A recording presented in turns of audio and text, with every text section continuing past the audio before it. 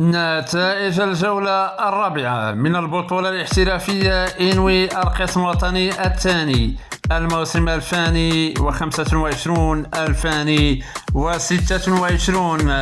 شباب المسيرة ينتصر على شباب أطلس خنيفرة ب3 أهداف ل0. اتحاد أبي الجعد ينتصر على شباب السوانم الرياضي ب1 هدف ل0.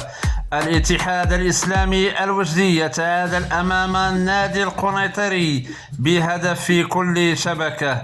المغرب التطواني ينتصر على مولودية وجدة ب1 ل0. شباب بن قرير يتعادل أمام رجاء بني ملال ب1 في كل شبكة. الرصينق الرياضي يتعادل أمام وداد تمارا ب1 في كل شبكة.